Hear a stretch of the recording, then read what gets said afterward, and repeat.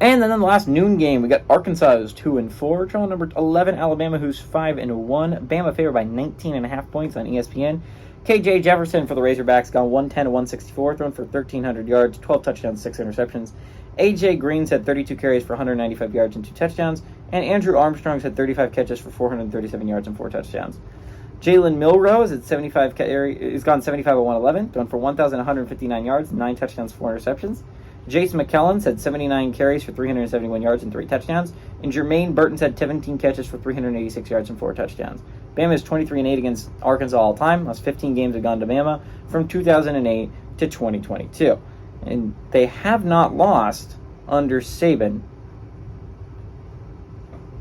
against Arkansas. Nick Saban's undefeated against Arkansas. 0-3 was the last time Arkansas went on the road and beat Bama. It's been a hot second.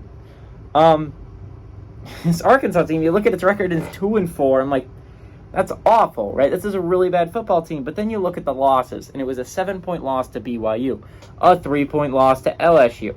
Who did they lose to last week? Like a 7-point loss to Ole Miss, and it's like, these are really good football teams, and it's just, unfortunately for Arkansas, they've come on the losing end of some of these, right? Bama has been finding out to eke out wins this past couple weeks. I've never seen a team pull out quite so many wins from their ass than Alabama has the past couple weeks, right? I mean, you can just go back to the USF game, which somehow you played awfully and still won that football game. But the Ole Miss game, you did not play super great, but you won the game. I think the biggest one is Texas A&M.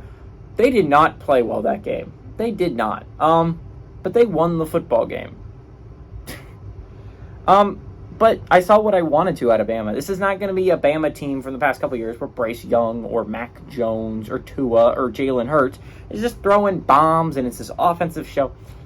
It's just not this team. It's not. And if you're going to win with them, Nick Saban's going to start doing what he has done his entire career. Play great defense and run some clock. Jace McKellen's not their greatest running back they've ever had. He's not awful. Jermaine Burton stepped up huge last week. It was massive for Burton. He had some big-time catches in that Arkansas and the Bama A&M game. If he doesn't make some of those catches, Bama might lose to A&M. But Arkansas is playing good football.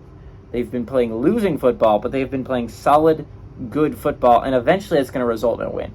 And I like picking one big upset every week. Sometimes I hit. Very rarely do I hit.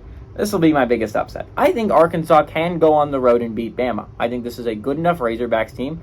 I don't super love how this Alabama team's playing, but they're playing how Alabama's football. But I feel like that leans right into what Sam Pittman wants to do, which is, again, play some physical defensive football. That's what Sam Pittman wants to do as a head coach. You're kind of falling into his plan. I like Arkansas kind of go on the road, beat Bama, pull off the massive upset. Maybe I'm insane.